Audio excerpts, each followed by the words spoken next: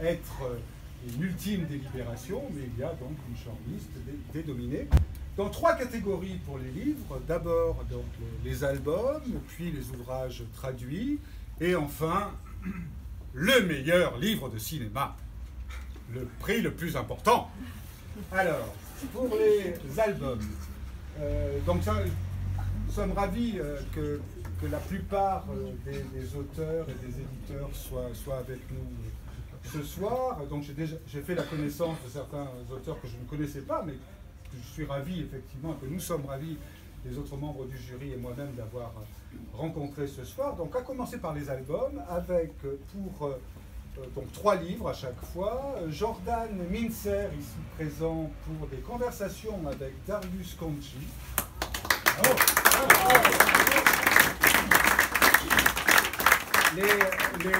Les livres sur les chefs opérateurs sont rares, et donc là c'est un cas extrêmement intéressant.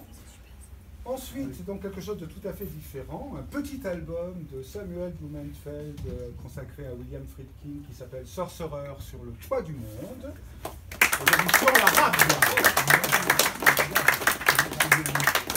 Et une fois n'est pas coutume, un collectif, parce qu'en général on essaye de sélectionner des ouvrages écrits par un ou à la rigueur 2 individus, quand parfois ils doivent s'associer, mais là c'est un collectif autour de Chris Marker, et c'était le très beau catalogue consacré à Chris Marker par les éditions de la Cinémathèque française. Le collectif est là.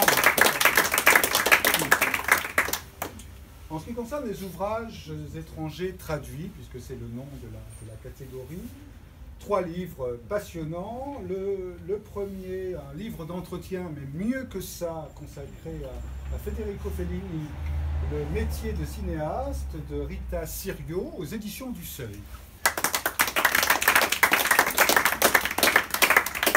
Alors, un livre de et sur David Lynch, Room to Dream, aux éditions Lattès. Livre étrange et à la mesure et de son auteur. Et enfin, donc, dans les ouvrages traduits, aux éditions de la Table Ronde, en relation avec la Cinémathèque française, mais c'est aux éditions de la Table Ronde, La Révolution Sergio Leone, de Gianluca Farinelli, et le regretté Christopher Freire. Pourquoi regretter? Mais comment? Non. Il est avec moi il y a un mois, donc... Il est mort derrière. Et depuis, il est mort. Ah bon? Moi, j'étais persuadé qu'il était mort. Donc c'est une excellente nouvelle. Je veux dire, je me suis dit donner un prix à un mort, c'est con. Non, mais là, au contraire, tu vois... On ne lui donnera pas, de toute façon. Si, si. Ah! Et enfin, donc, The Supreme Moment of the Evening. Parce que, en fait, je dis toujours la même chose, je radote.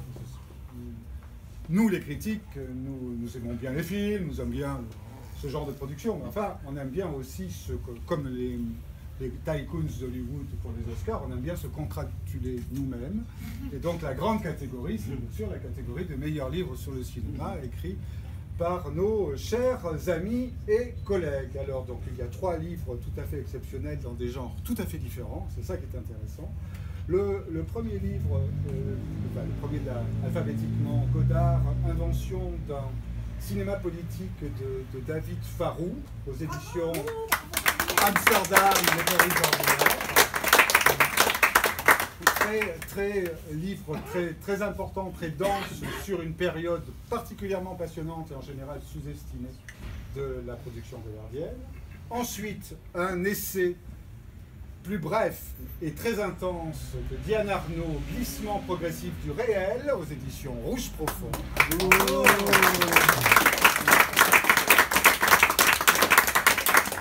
Et enfin, je ne sais pas si l'auteur est là, donc oui. Là, il est là. Donc, le pavé historique publié chez l'Institut Lumière et Actes Sud, consacré donc à Claude Autant-Lara de Jean-Pierre Blaise. Voilà.